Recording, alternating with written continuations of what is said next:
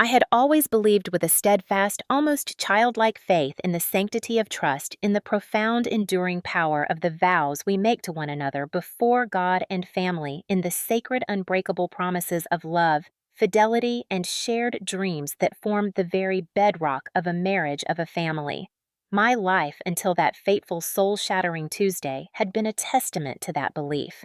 I had built a world I was proud of, a world I thought was unshakable. A loving, successful husband in Michael, whose career I had tirelessly supported, often at the expense of my own ambitions. A beautiful, comfortable home filled with warmth and laughter. Our precious 7-year-old son, Noah, the radiant sun around which both our lives supposedly revolved. I thought I had everything a woman could reasonably dream of. But everything I held dear, everything I believed to be true, shattered into a million irreparable pieces the day I discovered that my husband, the man I had pledged my life to, wasn't the man I thought he was. Not even close. I found his secret. A secret so devastating, so profoundly wounding, it threatened to obliterate my very sense of self. He had been cheating on me systematically, callously, for months, perhaps even years.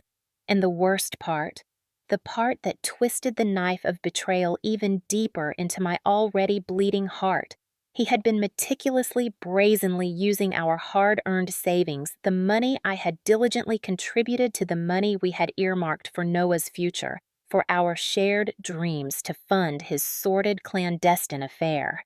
The betrayal ran deeper, was more calculated, more insidious than I could have ever in my wildest nightmares imagined.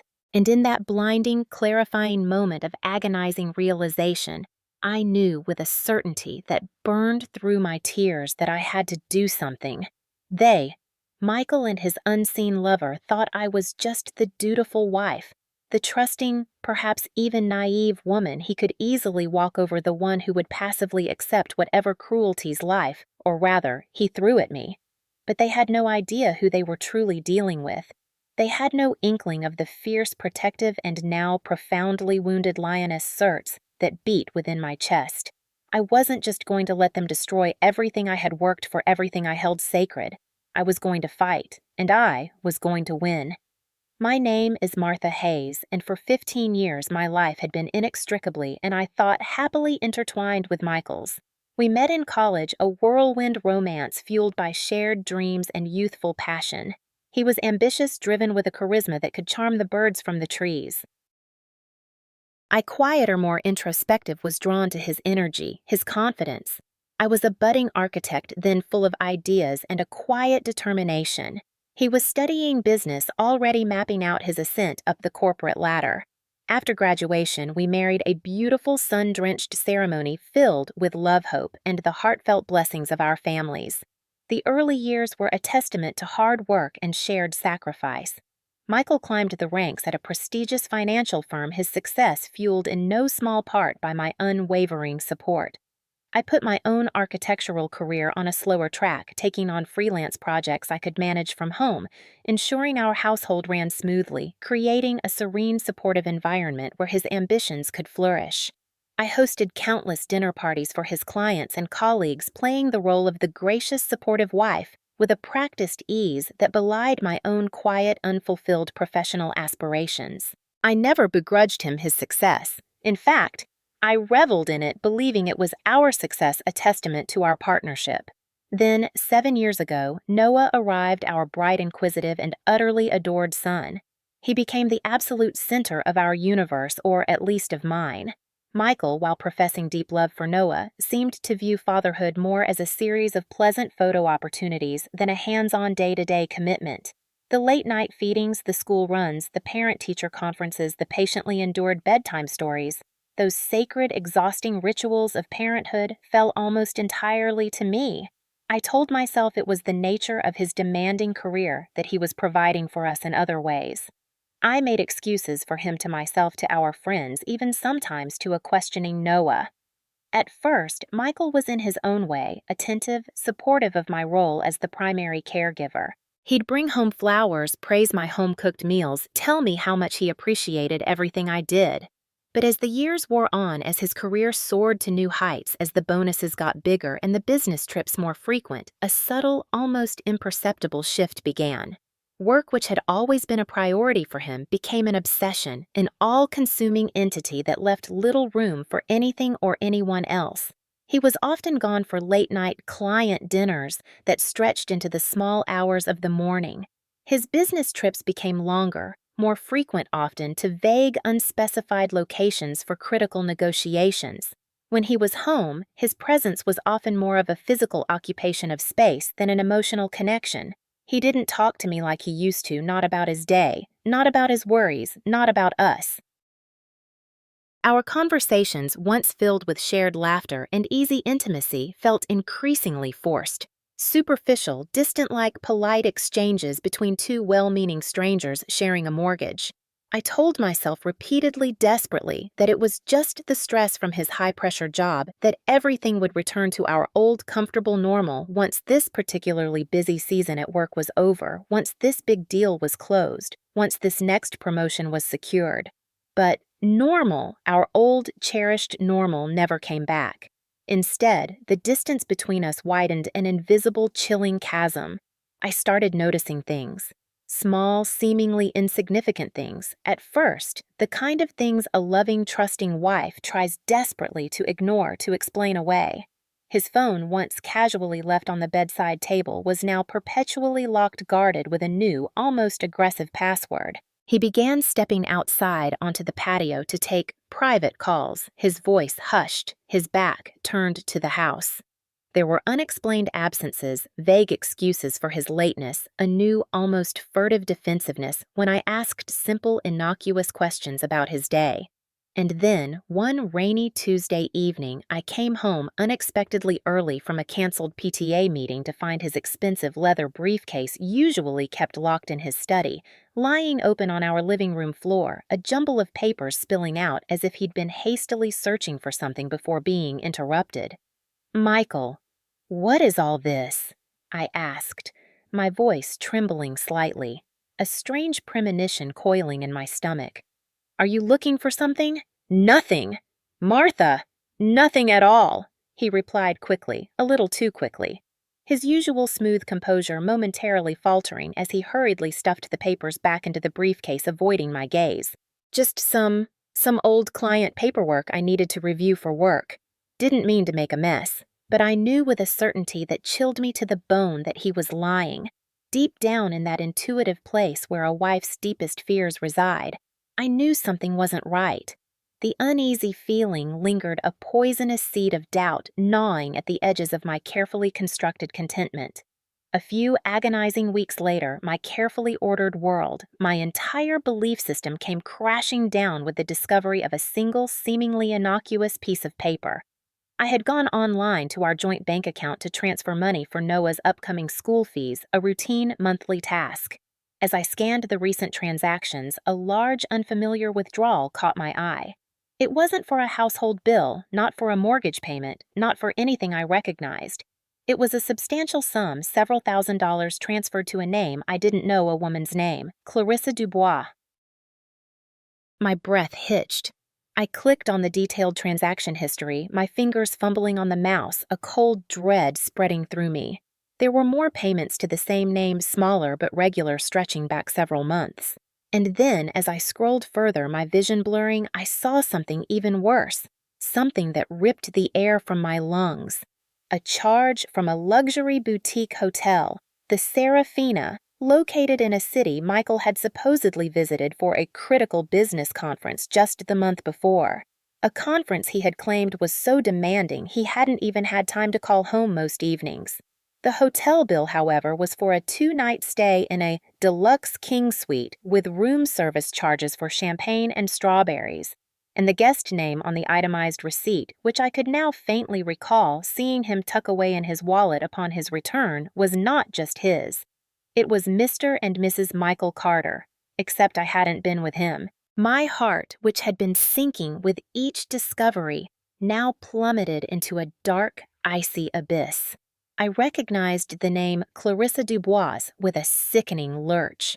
She was a junior colleague from Michael's office, a woman he had mentioned a few times in passing, usually with a casual, almost dismissive air, praising her efficiency or her dedication to the team. The same woman he had occasionally, and I now realized far too frequently, praised for her work ethic. The same woman who always seemed to be in town for essential business meetings whenever he claimed to be working late at the office. The same woman who I now realized with a clarity that was both blinding and devastating was the reason our marriage had withered and died, the reason my husband had become a stranger to me. I confronted him that night, the printouts of the bank statements and the hotel receipt clutched in my trembling hand like a smoking gun. There was no escape for him this time, no plausible deniability, no room for his usual smooth evasions. He couldn't hide the guilt that flooded his face, the panic that flickered in his eyes. He admitted it, stumbled over the words. Yes, but he admitted it. He was having an affair with her, Clarissa. But the worst part, the part that shattered the last vestiges of my trust, the part that ignited a cold, righteous fury within me, was yet to come. He had not only betrayed our marriage vows, not only lied to me and to our son, but he had systematically, callously used our joint savings, the money I had worked so incredibly hard for, the money we had both painstakingly accumulated over years of shared effort and sacrifice, the money earmarked for Noah's college fund for our own future retirement, to fund this sordid, clandestine affair. The expensive dinners, the boutique hotel suites, the lavish gifts he had undoubtedly showered upon his mistress, they had all been paid for with our money. My money. You don't understand, Martha. He had the audacity to say, his voice cold, defensive, utterly devoid of remorse. It's not like that. It just happened. I still love you, Martha. I love you both in different ways. You love me. I spat, my voice shaking with a rage so profound it threatened to consume me. You've been systematically lying to me, betraying me, stealing from our family for months. Michael, possibly for years. How could you? How could you do this to me? To Noah? His eyes, those eyes I had once looked into with such love and trust, avoided mine, then skittering away like a guilty cur. And that his inability to even look me in the eye was all the confirmation I needed. He wasn't just a cheater. He was a liar, a manipulator, a thief who had stolen not just my money, but my trust, my future, my very sense of self, and he had absolutely no idea what profound, devastating force he had just unleashed. The quiet, supportive wife was gone. In her place stood a woman scorned, a mother fiercely protecting her child's future, and she was about to make him pay in every conceivable way. I didn't immediately take overt dramatic action in the days following Michael's devastating confession. I didn't scream, I didn't throw things, I didn't pack his bags and hurl them onto the front lawn as perhaps a more volatile woman might have done, and as a small primal part of me desperately yearned to do. My initial reaction was a profound, soul-deep shock, a numbness that enveloped me like a suffocating fog. But beneath that numbing shock, my heart, the heart I had so generously, so trustingly given to him for 15 long years, was not just broken. It felt as though it had been systematically, callously ripped from my chest, trampled upon, and then carelessly discarded. I had given him everything. My youth, my unwavering support, my professional sacrifices, my absolute trust, the precious gift of our son. And he had in return destroyed it all with such breathtaking casual cruelty. As the initial shock began to recede, replaced by waves of searing pain and an almost unbearable sense of betrayal, a new cold and diamond-hard resolve began to form within me. I started digging quietly at first, then with an almost obsessive forensic intensity. I became a detective in my own shattered life. I meticulously reviewed years of bank statements, scrutinizing every transaction, every withdrawal, every credit card bill, every financial document I could lay my hands on, searching for patterns, for discrepancies, for further evidence of his deceit. And the more I dug, the uglier the picture became. I discovered more and more unexplained payments to Clarissa Dubois, some disguised as consulting fees or project expenses, others direct brazen transfers. There were charges for expensive jewelry I had never seen, for lavish spa weekends he had claimed were essential networking opportunities, for high-end restaurant bills in cities he had supposedly visited for solo business trips. He wasn't just funding an affair. He was bankrolling an entirely separate secret life, a life of luxury and indulgence, all built upon the foundation of our joint savings, upon my hard-earned money, upon the financial security I had worked so tirelessly to help create for our family. He had, even I discovered with a fresh wave of nauseating horror, dipped into a small inheritance my late grandmother had left me money I had specifically earmarked for Noah's future education. But I didn't stop at the financial records. My investigation, fueled by a potent cocktail of grief and a burning righteous anger, became more comprehensive. I began with a heavy heart, but a steely determination to talk to people who knew him, people who had worked closely with him cautiously at first, then with increasing directness. I reconnected with a few former colleagues of his individuals who had left Innovatech under less than amicable circumstances, people who might have seen a side of Michael that he had carefully hidden from me. Their stories, once I managed to overcome their initial reluctance to speak ill of a former boss, painted a disturbing picture of a man who was not only a serial philanderer, but also a ruthless, ambitious manipulator in his professional life, known for taking credit for others' work, for subtly sabotaging perceived rivals, for using his charm and influence to get what he wanted, regardless of the ethical implications. I took meticulous screenshots of every incriminating email I could find on our shared home computer, saved copies of every suspicious bank record, every damning hotel receipt. I created a detailed timeline of his lies, his deceptions, his betrayals. It was a painful, soul-destroying process, each new discovery another fresh stab to my already wounded heart. But with each piece of evidence, my resolve hardened. I wasn't just going to let him walk away from our marriage with a polite handshake and a portion of our assets.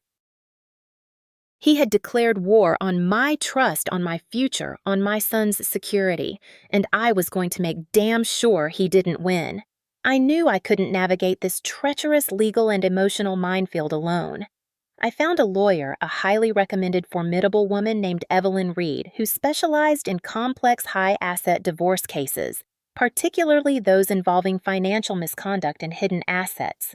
During our first consultation, as I laid out the sordid details of Michael's betrayal and the evidence I had already painstakingly gathered, Evelyn listened with a mixture of professional outrage and quiet, steely compassion. "Martha," she said, her gaze direct and unwavering, "what Michael has done is not just a moral outrage, it's a significant financial fraud against you and your marital estate. We are not just going to file for divorce. We are going to fight for every single penny he has illicitly diverted. We are going to fight for your fair share for Noah's future, and we are going to ensure that his actions have severe, lasting consequences. He thought he could outsmart you, that he could get away with this. He was sorely mistaken." Together, Evelyn and I began to meticulously form a comprehensive legal strategy. It wasn't just about exposing Michael's affair, though; that would certainly be a component. It was about systematically, irrefutably proving his extensive financial malfeasance, his deliberate dissipation of marital assets, his profound breach of fiduciary duty to our family. We subpoenaed years of his personal and business financial records, his phone records, his travel itineraries. We engaged a forensic accountant to trace every dollar, every hidden account, every illicit transaction. The picture that emerged was even more damning than I had initially imagined. I learned that Clarissa Dubois wasn't just a casual dalliance. Michael had been supporting her financially for a considerable period, paying her rent, her car payments, showering her with expensive gifts, all with money siphoned from our family's accounts.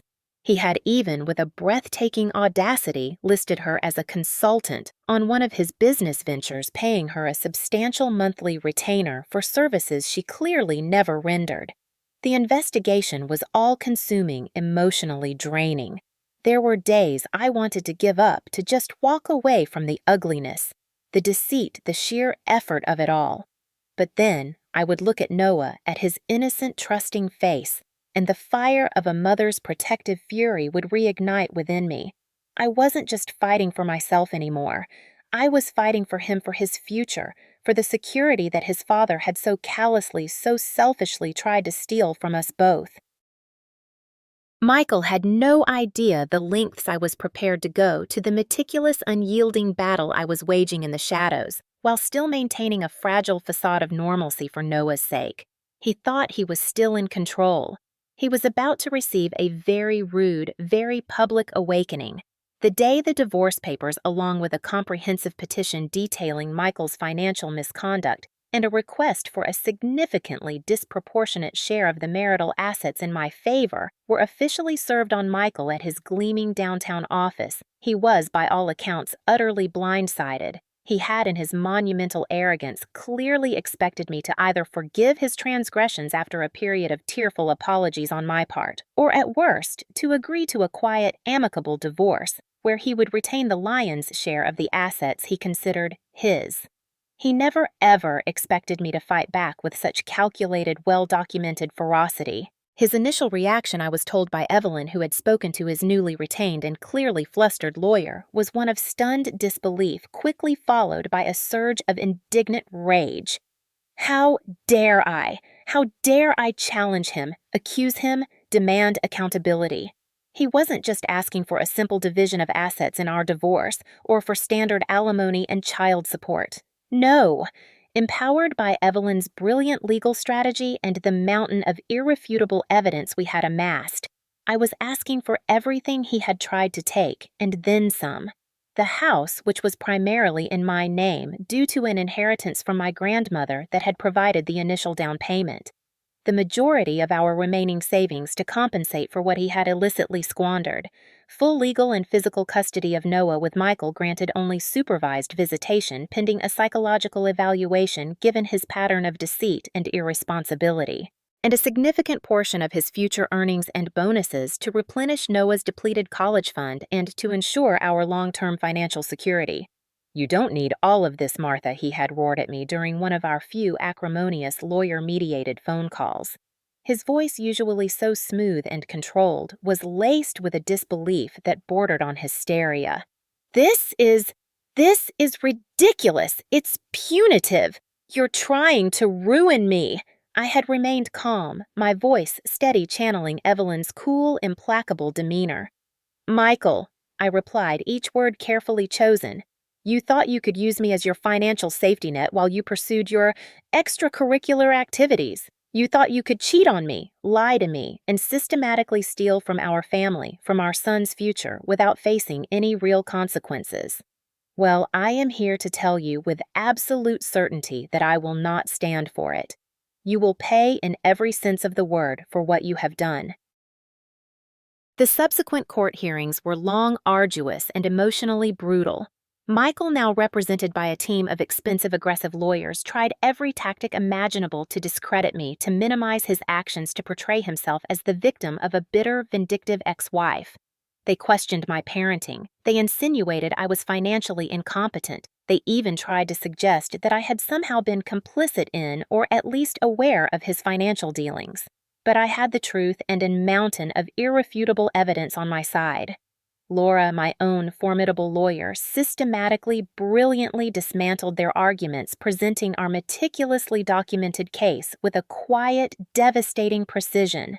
She laid bare Michael's affair with Clarissa Dubois not just as a moral failing, but as a calculated financial drain on our marital assets. She presented the forensic accountant's report, tracing every illicit dollar, every hidden account, every fraudulent transaction. She produced sworn affidavits from former colleagues of Michael's confirming his pattern of deceit and manipulation.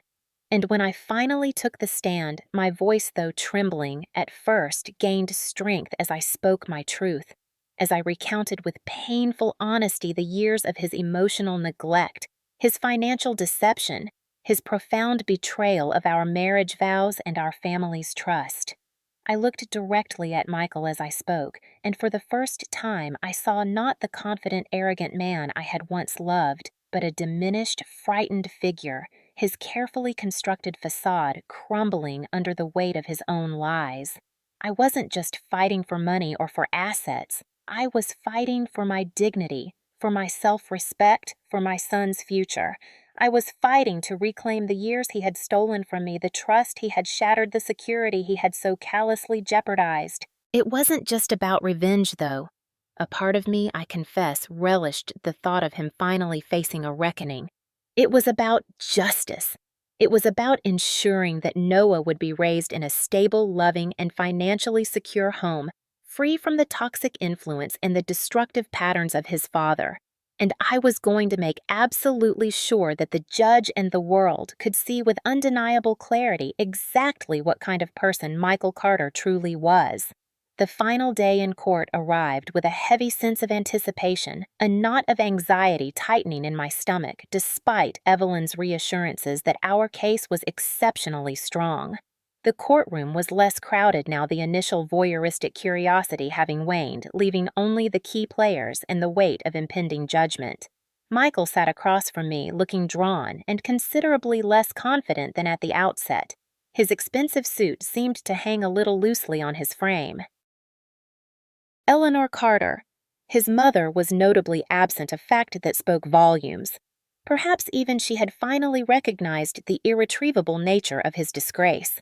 Judge Harrison, a woman whose stern demeanor was balanced by an undeniable intelligence and a keen sense of fairness, entered the courtroom, and a hush fell. She had presided over weeks of testimony, reviewed hundreds of pages of financial documents, listened to hours of often acrimonious legal arguments. Now it was time for her ruling. She began by acknowledging the painful nature of such cases, the unfortunate reality of marital breakdown. Then she turned to the specifics. She commended Evelyn Reed for the thoroughness and clarity of our presented evidence.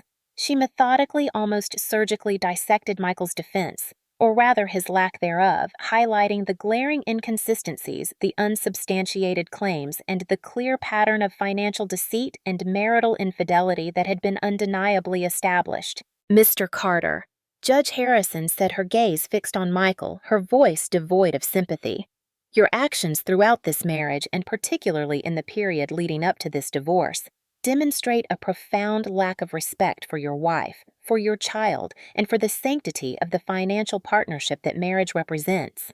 The court finds credible and substantial evidence of marital assets being deliberately and improperly dissipated for non-marital purposes, specifically for the funding of an extramarital affair and a lifestyle that was clearly beyond your legitimate means, often at the direct expense of your family's financial security. My heart pounded in my chest. This was it. Therefore, Judge Harrison continued, her voice resonating with judicial authority with regards to the division of marital assets. This court rules decisively in favor of Ms. Martha Hayes. She then proceeded to award me the full ownership of our family home, recognizing my significant premarital contribution and Michael's subsequent dissipation of joint funds. She awarded me a significantly disproportionate share, nearly 70%, of all remaining liquid marital assets as direct compensation for the funds Michael had illicitly squandered. She ordered him to fully replenish Noah's college fund from his own separate assets with strict oversight. And crucially, she granted me sole legal and primary physical custody of Noah, with Michael being awarded only limited supervised visitation conditional upon him completing a court-mandated course on co-parenting and financial responsibility. Furthermore, a substantial child support order was put in place, calculated not just on his current somewhat diminished income, but on his proven earning potential, ensuring Noah would be properly provided for.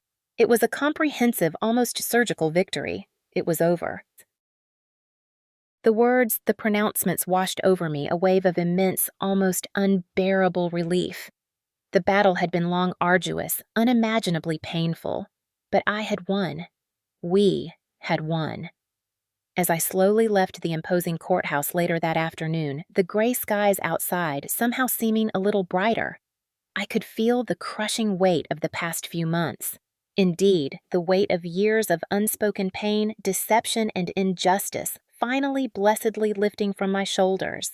I had not only proven to the court, but more importantly to myself, that I was capable of defending my child, of protecting our future. of standing up to a powerful, manipulative adversary and emerging not just intact, but victorious.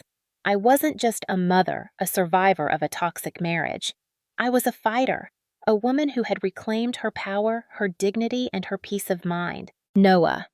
My precious Noah, who had been patiently waiting with my sister Susan in a quiet corner of the courthouse cafeteria, I had, with Evelyn's strong counsel, shielded him from the ugliest, most confrontational aspects of the actual courtroom proceedings, ran towards me the moment he saw me enter his young face, a mask of anxious hope. Mom, did we win? Are we going to be okay? I knelt down on the cold, impersonal linoleum floor, heedless of my carefully chosen courtroom attire, and pulled him into the tightest, most heartfelt hug I could manage, burying my face in his soft, sweet-smelling hair. My own tears held back with such steely resolve for so long, finally, freely, joyously streaming down my face. We did it, sweetheart. I whispered, my voice thick with unshed emotion, with overwhelming love, with profound gratitude. Yes, my darling boy, we absolutely did. We're together and we're going to be more than okay. We're going to be wonderful. And that's all that matters in this whole wide world, always and forever. The shadow of Michael's betrayal, his lies, his casual cruelty had finally decisively been banished from our lives. I didn't feel a sense of vindictive fist-pumping joy at his public defeat, at the undeniable, comprehensive humiliation he had endured in that chamber of justice. Instead, what I felt surprisingly was a profound, almost sacred sense of peace, a quiet liberation, and an overwhelming gratitude for the simple, precious, hard-won gift of being able to continue raising my son in the loving, stable, and now truly secure home we had built together. Noah, my brave, perceptive, and incredibly resilient son, had through this ordeal learned a difficult, premature, and undeniably painful lesson about the complexities of adult relationships, about betrayal, about broken trust, and about the unfortunate existence of people, even those closest to you, who might prioritize their own selfish desires, their own fleeting pleasures above a child's fundamental happiness and well-being. But he had also witnessed firsthand the unwavering, indomitable strength of his mother's love. He had seen her face down her fears confront her tormentors and fight with every ounce of her being to protect him, to secure their future. He had learned, I hoped, that truth, when wielded with courage, with meticulous preparation, and with unwavering integrity, is an incredibly powerful and ultimately victorious weapon. And that, I prayed, was a lesson that would serve him well, fortify him, and guide him throughout his entire life. In the months and years that followed that pivotal day in court, our lives slowly, painstakingly returned to a new, more resilient, and far more peaceful normal. Michael, stripped of a significant portion of his ill-gotten gains, and his carefully constructed facade of success faded into a kind of self-inflicted obscurity. His court-ordered supervised visitations with Noah were sporadic, awkward, and eventually, by Noah's own quiet request as he grew older and understood more, ceased almost entirely. He became a distant, almost forgotten figure in Noah's life, a cautionary tale rather than a paternal presence. My focus, my entire world, was on Noah, on helping him heal from the emotional shrapnel of his parents' bitter conflict, on nurturing his spirit, on reinforcing his innate sense of self-worth, on teaching him not through didactic lectures, but through the quiet, consistent example of my own rediscovered love for life, and my own actions, the true enduring meaning of family, of integrity, of resilience, of unconditional love, and the profound importance of financial independence and self-respect. I often shared with him in age-appropriate ways as he navigated his own teenage years, and his understanding of the world deepened the lessons I had learned from our shared ordeal, that life will inevitably, and often unexpectedly, present formidable challenges, that there will always be people in the world who, for their own complex, often unfathomable, and ultimately irrelevant reasons, will try to diminish you, will try to undermine you, will try to take away what is rightfully, preciously yours. But what truly matters, I would tell him, looking into his intelligent, increasingly perceptive, and wonderfully kind eyes, is not the adversity itself, but how you choose to respond to it, how you choose to stand up for yourself and for what is right, how you choose to fight your battles, with courage, with truth, with meticulous preparation, with unwavering integrity, and with an unshakable, profound belief in your own inherent worth and the fundamental justice of your cause. No one, my darling Noah, I would say, holding his gaze firmly, lovingly, my voice filled with the conviction of hard-won experience, no one ever has the right to steal your joy, to dictate your path without your consent, to betray your trust without consequence, or to take away your fundamental God-given right to be loved, to be safe, to be cherished, to be respected, and to be profoundly, deliriously happy. Remember that, my son. Always remember that. And always, always fight for it with every ounce of your being.